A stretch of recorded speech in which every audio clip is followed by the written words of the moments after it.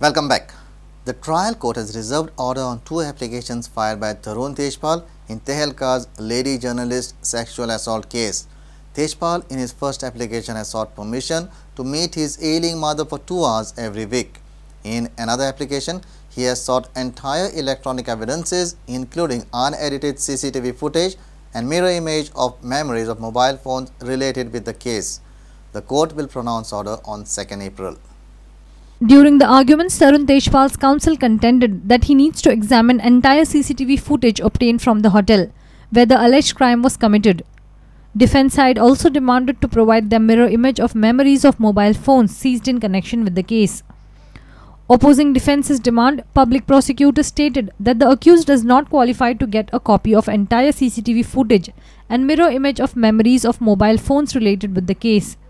Relevant portion of CCTV footage has already been supplied to him. Tarun Tejpal also pleaded to allow him to meet his ailing mother for 2 hours every week. Tejpal stated that his mother is critically ill and he wants to spend some time with his mother. Prosecution did not oppose to Tejpal's this particular plea. The Panji Fast Track Court reserved its order on both the applications for 2nd April. Meanwhile, Tarun Tejpal on Saturday withdrew his anticipatory bail petition from Margao Sessions Court in mobile phone seizure case. Mukesh Kumar for Prudent. Goa Democratic Front President Dayana Narvekar has supported the controversial project of Mopa. He said if government pays correct value of the land, then people of Mopa will willingly give their land for the project. Meanwhile, Congress has threatened to complain to the Chief Election Commission of India on violation of Model Code of Conduct in Goa. Durgadas Kamath said Chief Electoral Officer of Goa, Keshav Chandra, does not initiate action on the violators.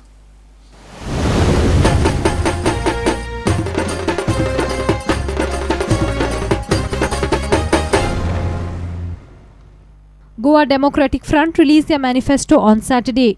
President of Front, Dayanand Narvekar, has supported the Mopa project. Who is going to give dual citizenship center? Have they committed? No. Who is going to give special status center? Have they committed? No. ते लोकांक फटी मारीत आहा इतली वर्सां. तुका हे दोगूय जाण दोग जाण BJP आनी हे मरे म्हाजी आदली party. Have Mopa airport pay to the people the correct market value. If somebody in Mopa gets the land value of 5,000 rupees a meter, I think willingly people will say, come on, we are giving. Even for 2,000 they will give. But you can't acquire land for 50 rupees, a horticulture land.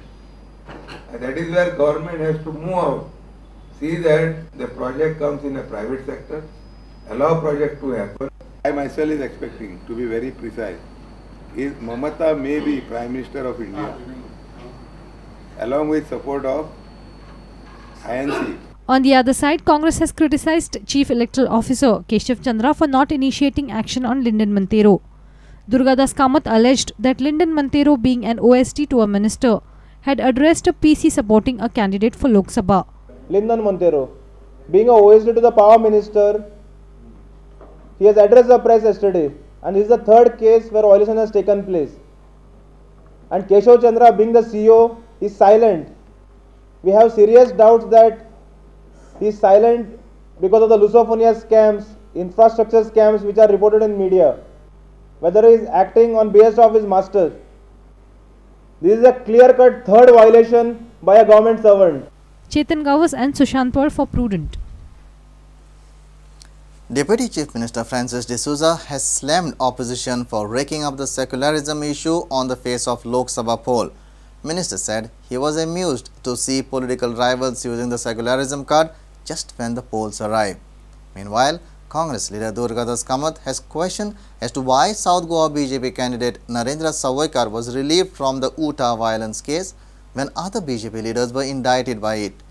Replying to media, Francis D'Souza said that it was completely a court decision and government had no role to play. Read on the papers, a lot of reports come on the papers, and there's a debate going everywhere that minorities are fearing Modi, minorities are fearing Modi. I read it everywhere. What I say that is just before election where the secularism comes from, after election where it disappears. What we've been delaying, it's quite a substantial report. You see there are many aspects of it. The police is a part of it. Ministers are a part of it. There are various sectors who are involved with this thing. People have to have clarity. So My Chief Minister said as soon as possible that report will be what you call adopted or action will be taken on that.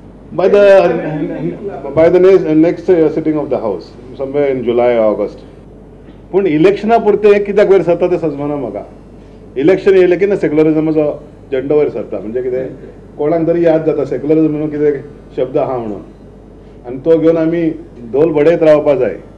Congress leader Durgadas Kamath has questioned how Narendra Sawaikar was relieved from Uta carnage case, which indicted other BJP leaders like Prakash Velip. Why Mr. Narendra Sawaikar, the South Goa candidate of Bharatiya Janata Party, ताका कित्याक ह्या केसींतल्यान भायर काडपाक गव्हर्मेंटान मदत केली?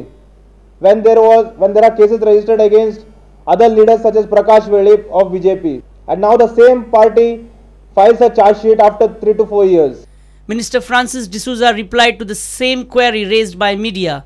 During the framing of charge at 227, I think, CRPC, people who are not connected in the offence are let off by the courts. So you'll have to ask this question to the court, why this man has been let off. Maybe there is no enough evidence to charge him. Is Uttar Goyan Congress candidate na? Uttar गोयान काँग्रेसीकडे candidate ना म्हणून south गोवाचो आमकां candidate दिला उत्तर गोयान. Video journalist Chetan Gawas for Prudent. Let's take a short break. Stay tuned.